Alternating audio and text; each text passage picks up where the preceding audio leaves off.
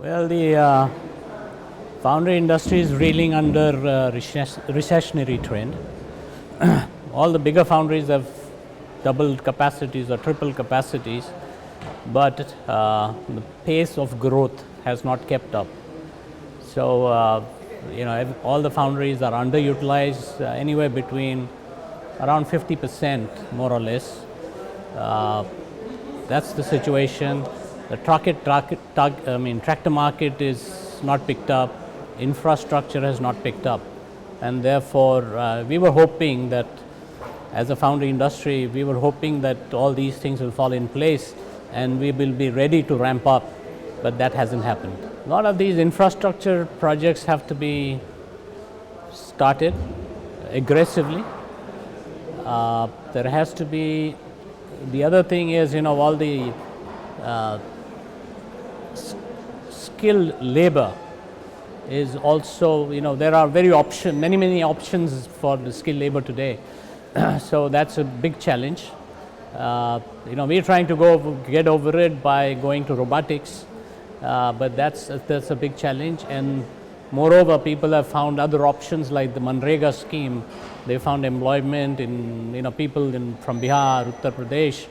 So that category of people is short. I think we can take a lesson from what our neighbors are doing.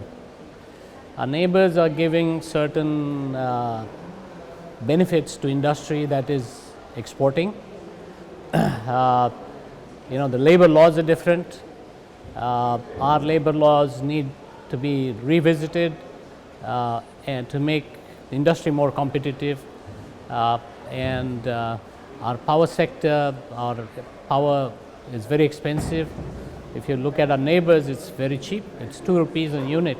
I come from Maharashtra, we pay in excess of almost 9 rupees a unit.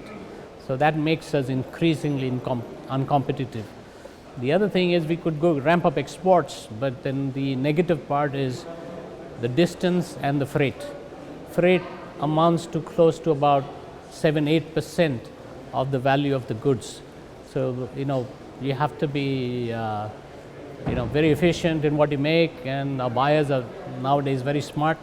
They look at international pricing, so these things are against us, working against us. I think they'll take a breather, because unless things start moving, I don't think people will invest.